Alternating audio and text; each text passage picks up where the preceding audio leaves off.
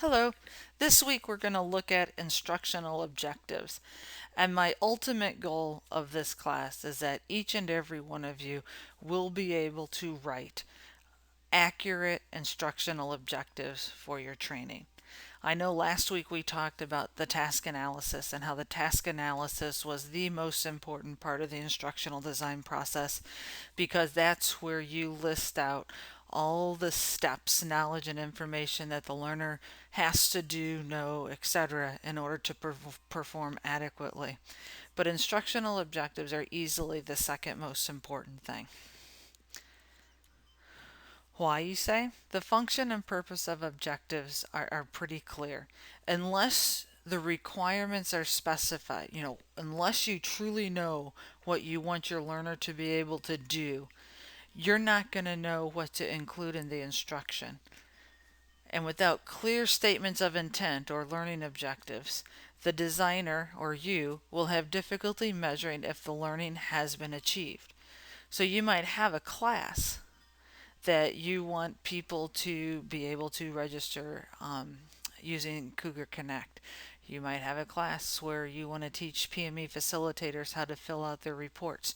But unless you have specific statements of what you want them to do or how they're going to be evaluated, you're not going to know whether or not you are successful in teaching them.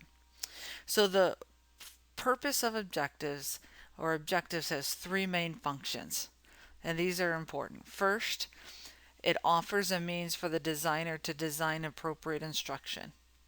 This allows you to know what to include, what not to include. Okay? Second, it provides a framework for devising ways to evaluate student learning. If you have a correctly written objective, that's what you use for your evaluation of the student. Third, it guides the learner. By giving the objectives up front, the learner can see what's expected of them and know what performance that they're going to have to achieve. Learning objectives come in three different domains: cognitive, which is your intellectual thinking knowledge process; psychomotor, which is the ability to do things with your hands; and affective, which is more of the appreciate, understand, more of the feelings and emotion side of the house. So we'll talk about each of these separately. The first one is cognitive. This one is what receives the most attention in training. You want to train people how to do something or understand something, or even if it's that you want them to do something like wire boards, which is probably psychomotor, there's understanding or cognitive aspects that has to occur. It focuses on the intellectual outcome, and it uses Bloom's taxonomy for a framework for the cognitive domain. If you've not heard of Bloom's taxonomy, this is one taxonomy or knowledge element that you really want to know and understand in terms of being an instructional designer. Basically, it says that the way people are able to learn happens on a scale. It starts with knowledge. Before you can really learn how to do something or apply it, you have to be able to recall specific information. Knowledge is specific facts. The definition of I'm trying to think of a word now. Definition of cognitive. The date Columbus sailed the ocean blue. The number of sides on a parallelogram.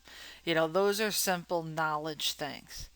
Comprehension, then, which is the second level, starts to put those bits of knowledge together, and you start getting your lowest level of understanding. You can comprehend what is meant by addition, okay, or adding two numbers together. You can understand or comprehend what people mean by a subject and a verb, okay? You can pick the subject or verb out of a sentence, okay?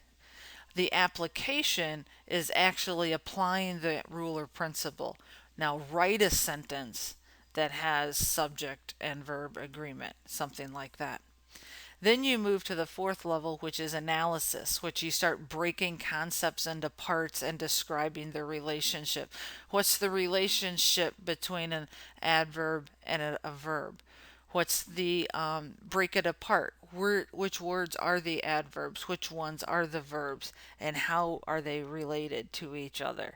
How are grief and alcohol abuse related to each other? Analyze those. And then synthesis is putting the parts together to form a new whole. Understanding what you know about grief and alcoholism, what do you think the impact will be on drug abuse or something like that? Putting the parts together to form something new. And then the highest level is evaluation, making judgment about what is right and what is wrong. Maybe going back to the adverbs and the verbs and nouns. Here's a diagram sentence. Evaluate whether or not it was diagrammed correctly. Okay?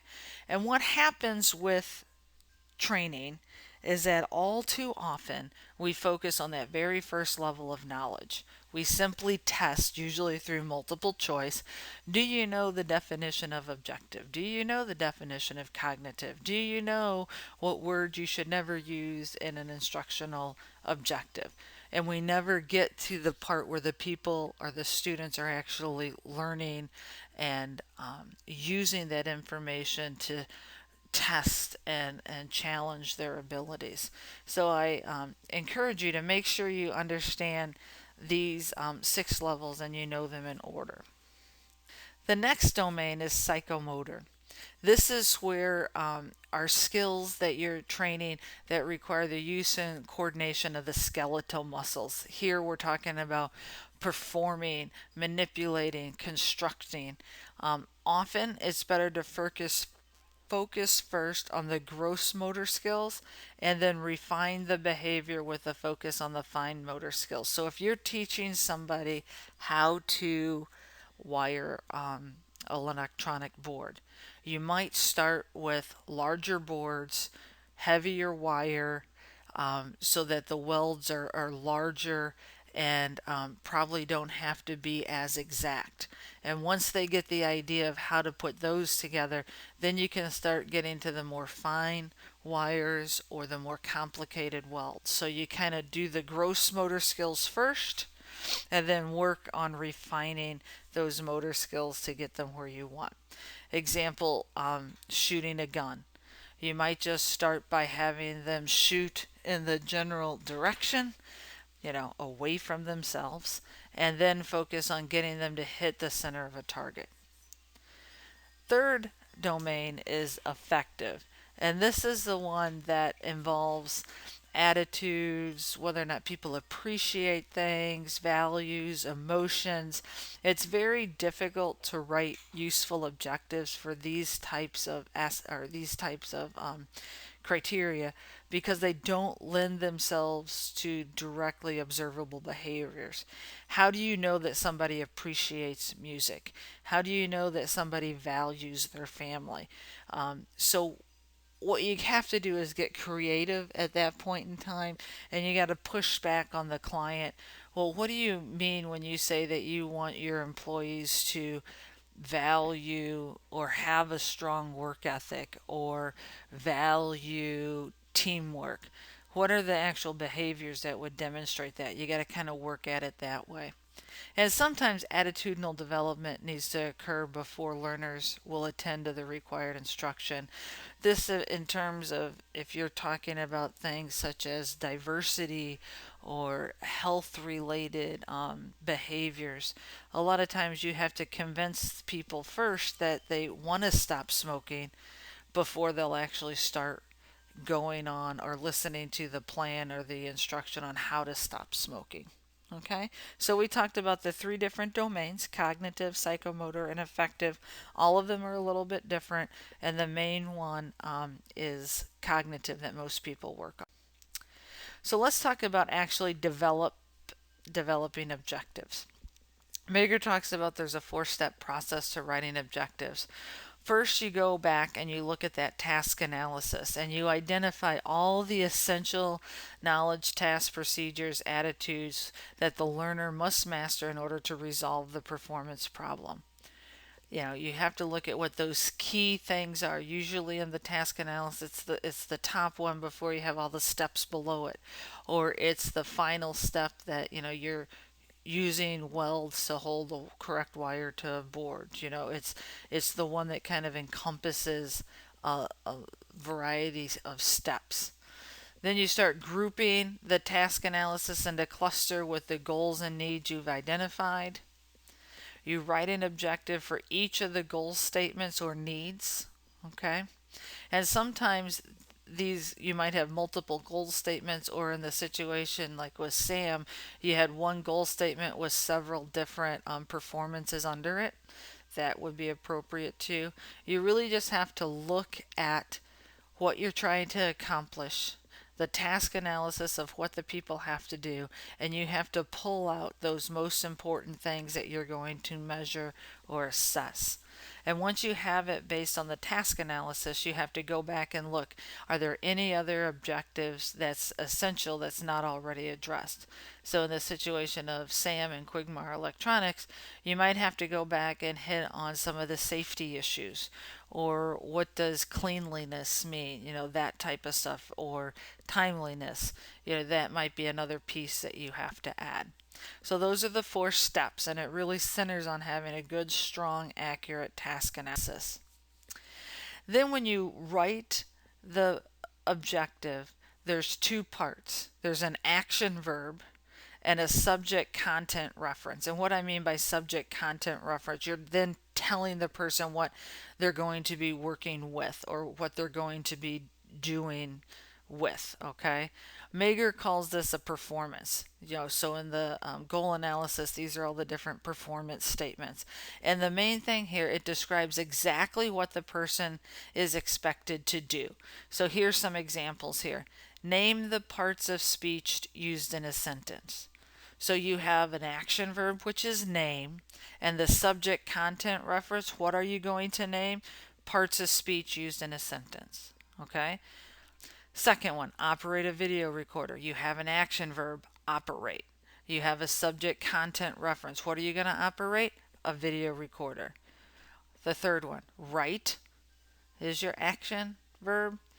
A news article is your subject content reference. Sew a seam. So is the action verb, and the subject content reference is a seam. All of these are operational objectives. They're objectives. You know what you're supposed to do. They can be made better, and we'll talk about that in a minute. But these have the very basic parts, which is an action verb and a subject content reference. So let's do some practice here. Here's a long instructional objective. It has lots of different parts, and we'll talk about all these different parts in a minute. But given available engineering data regarding a proposed product, be able to write a product profile. The profile must describe and define all of the commercial characteristics of the product. Do you know what you're supposed to do here? Yeah, it's pretty clear, right? So what's the performance? The performance is to write a product profile. Write would be the action verb, and a product profile is the subject content reference. All the rest provides the conditions under which you're going to write and the criteria under which you're going to get judged, which we'll talk about in a minute. So here's some other ones. Apply scientific knowledge correctly. Is that a performance? Well, you have an action verb, apply, and you have a subject or a subject content reference, scientific knowledge. Apply scientific knowledge correctly. Okay. Apply the correct treatment. So apply, develop a knowledge of instructional design. This one's kind of difficult because when you look at what does it mean to develop a knowledge of instructional design, that's where it starts getting vague, and you probably have to push back a little bit, because that's kind of like understand. What are these people going to be doing if they're developing a knowledge? Develop's not really it could be an action word, but developing a knowledge really isn't an, an observable action, where develop a list is very observable. Do you see? So there's some difference here. Apply scientific knowledge correctly. That's kind of vague. You're applying, but what scientific knowledge? Apply the correct treatment is much more concrete. Now, you would have to say a condition under what they're doing, but can you see how these are slightly different? Let's do some more practice. What if you have a situation where you want them to do something, but the doing happens in their head? Okay? Then that's called a covert behavior. An example down here is to be able to discriminate counterfeit money. You have to be able to look at a bill and determine whether or not it's counterfeit. Well, all that determination happens inside your head, right? And you can't see how they're determining or discriminating it. Okay, so what you have to do is use performance indicators for unobservable behaviors. This allows the designer and the learner to see the main intent and how it will be distributed, demonstrated. Excuse me. So here's an example here. Be able to discriminate counterfeit money. Okay, that's, you do have a verb, discriminate counterfeit money. But the or is a much better sentence. Be able to discriminate counterfeit money by separating it from actual currency. So what you have here in front of you are two piles. Counterfeit money, real money. Okay? So you can evaluate or measure their ability to discriminate by giving them a task to do. Same way with the other one. Identify transistors on a wiring diagram. Okay, I look at a wiring diagram and I know there's, 5 transistors. Well, how do you know if they really know what the transistors are? Maybe there's 5 resistors on the diagram as well. So here, a better objective would be identify transistors on a wiring diagram by circling them. So this by or this by clause, by separating it or by circling them, allows you to provide an indicator for how they're going to demonstrate that performance. Okay? Let's look at, just summarize kind of what we've talked about. An instructional objective describes an intended outcome of instruction. Okay, so it's what the person's going to do. It's not the procedure for accomplishing those outcomes. So you're not going to write a performance objective by stating, listen to the instructor's lecture and then write a statement. Okay, the listening to the lecture is a procedure that doesn't need to be included.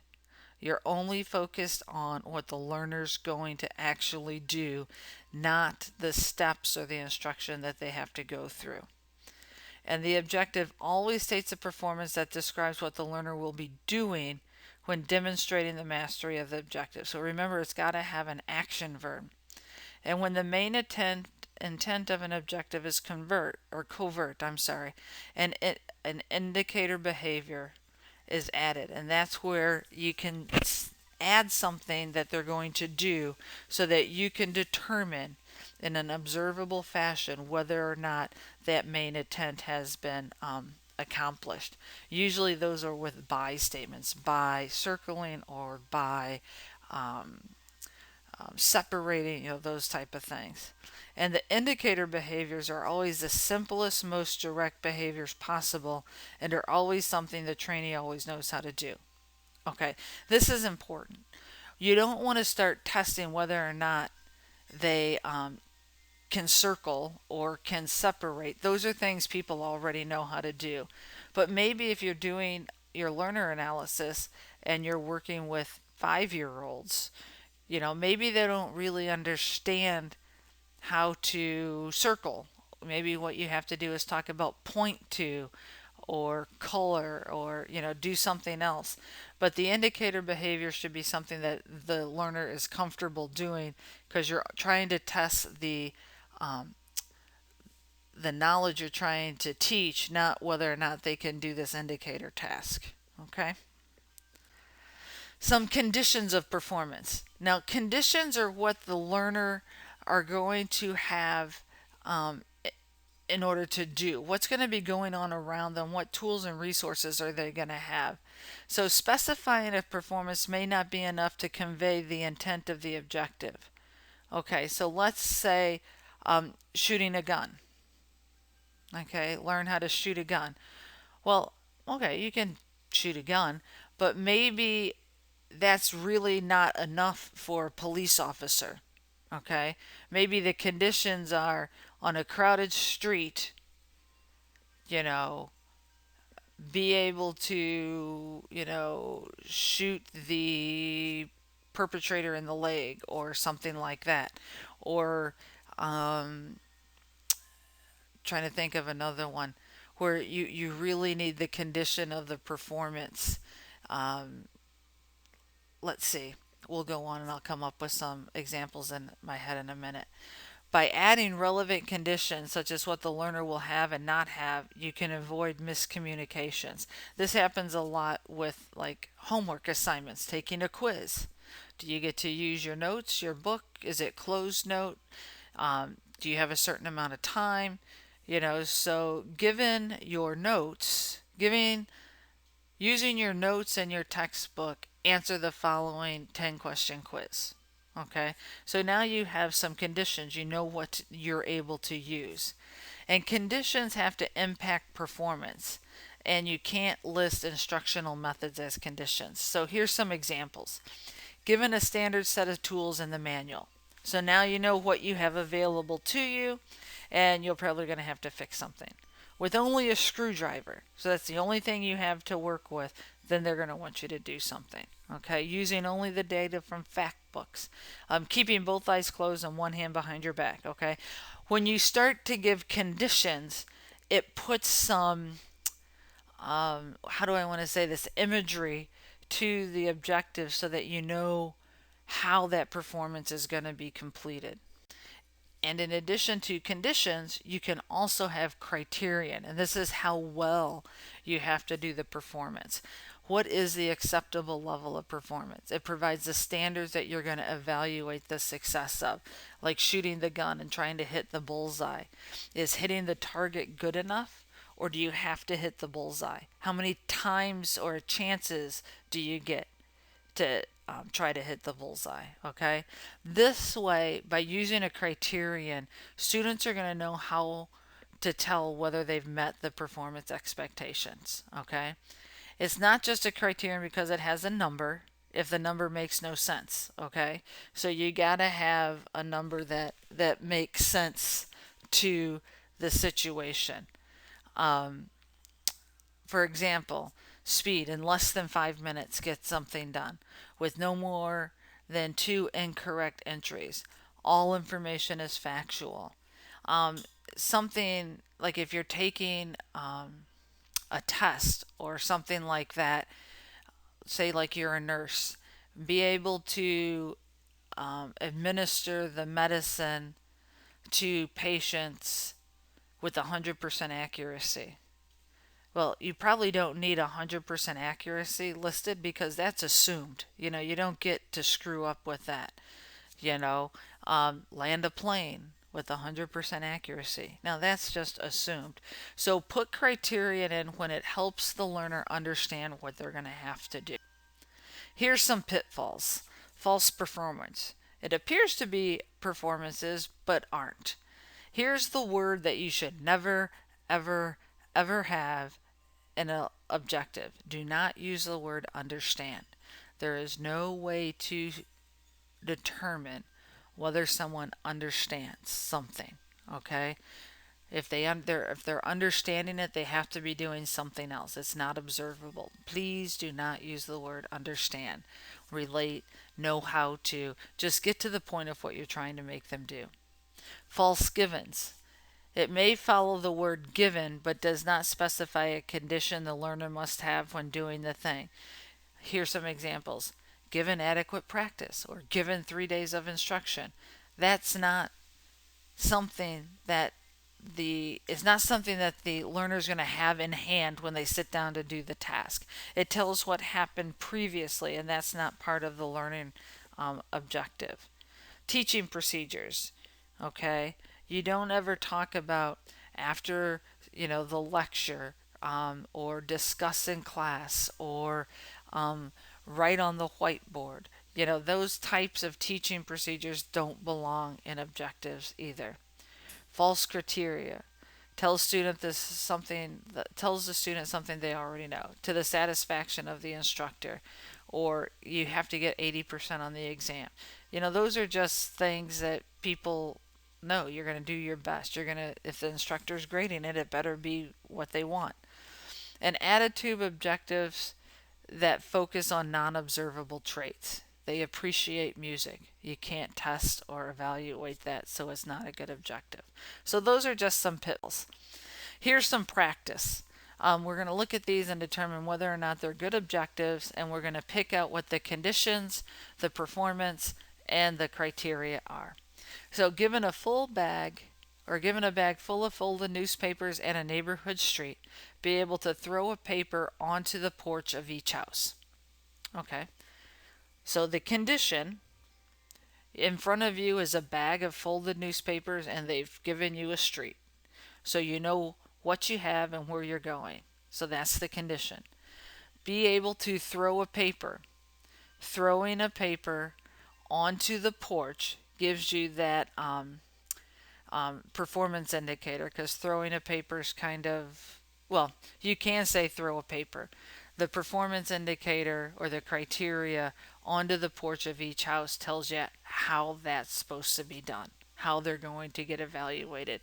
If you don't hit each house, or it's in the bushes, or it's on the driveway, you're going to fail. Here's one. The instructor will assist the student in writing a poem. Well, one thing, it doesn't say anything about what the student's going to do. A much better, simpler statement will be the student will write a poem.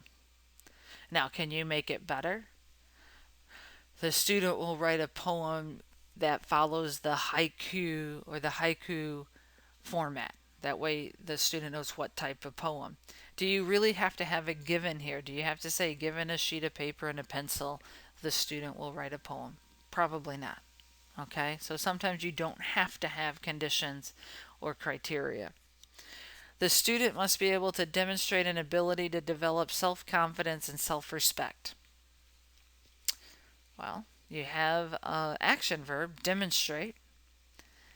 You don't have much else. How are you going to observe or evaluate whether the student has self-confidence? Maybe a better way to write this would be to say the student will demonstrate self-confidence by asking a stranger for directions, or something like that. That's one of those where you need a performance indicator with that by phrase in there so that it explains what you actually want them to do. Here's a couple more. After having studied a variety of forms of nonverbal communication, the student is able to demonstrate an ability to send and receive nonverbal messages. Okay. Well, the first part, after having studied a variety of forms of nonverbal communication, that's an instructional aspect. That's happened prior to. They're not sitting down with studying. So when they get ready to do the task, that is not there. That's already happened, so we're not going to include that as a condition. Then you have the student is able to demonstrate an ability to send and receive nonverbal messages. I don't know. It's probably a lot easier just to say the student is able to demonstrate, nonverbal messages as evaluated by this checklist, and then you tell them what they are. Right now, you don't really know exactly what the nonverbal messages are, or what you mean by send and receive. You can't really get a clear idea of what this is. Given tools, references, and a malfunctioning pump, be able to clear the malfunction within 15 minutes. Okay, this is better. Given tools, references, and a malfunctioning pump. You know what's sitting on your table. Okay, what you have to do, you got to clear that malfunction, and you have to do it within 15 minutes. So the condition, tools, references, and malfunctioning pump. Performance, clear the malfunction. Criteria, within 15 minutes. It either works in 15 minutes or it doesn't. Be able to compose a song with 90% accuracy. Well, I don't know how accurate a song composing is. I mean, you either have a song or you don't. So this is one where that criteria that that you're going to use to judge doesn't really make sense. Just because it numbered a number doesn't mean it really needs to be there. Okay, so there's a couple different ways you can write objectives. Either one of these are okay for my class. Most instructional designers will insist on the bottom one, okay? But I think it's more clear to put it in the top way. So if you have a table of performance, conditions, and criteria, and you put them in there, then you can see what you need and how you're going to evaluate it. So let's look at this example. You're going to parallel park an automobile. This could be a performance, a learning objective for maybe one of those teenage, where you send your teenagers to learn how to drive a car. Okay, they have to be able to parallel park. So here's the conditions. Where are they going to do this at? Where are they going to be observed and tested? They're going to do it on a city street, and they're going to do it where there's other cars around. They're going to have to park between two other cars. Okay. And how are you going to judge whether or not they've done it correctly? The car's parallel to the curb. The car's within 12 inches of the curb. No cars bumped or hit. And they actually were able to park it within 3 minutes. You see how clear this is here? The performance is very clear. You're going to parallel park a car. Where or how or what are you going to have available to you, or what are the conditions under which you're going to do this under? It's going to be on a city street between two other cars, because it's real easy if there's no other cars on the street, right? And what are the criteria that you're going to get judged by? Here are the criteria. Now, if we were going to write this long form, it would be given a functioning automobile in a city street with an empty parking spot between two parked cars. Okay, that's the condition. It tells the person what they have. Parallel park a car. There's your performance. Now here's all the criteria. Within 3 minutes, so that when parked, the car is parallel to and within 12 inches of the curb and no other car is hit. So when you are doing your assignments and you have to write performance objectives, you can choose to write them either way. You can list the performance and the conditions and the criteria separately, like in this chart, or you can write them out long form. What we're actually going to class, there's going to be an objectives activity where you're going to actually have to evaluate objectives and write some objectives. That's going to be done because everybody needs to be able to write an appropriate learning objective. That's what you're going to do this week for your activity. And if you have any questions, comments, or cynical remarks, please let me know as soon as possible. Okay? Thank you so much.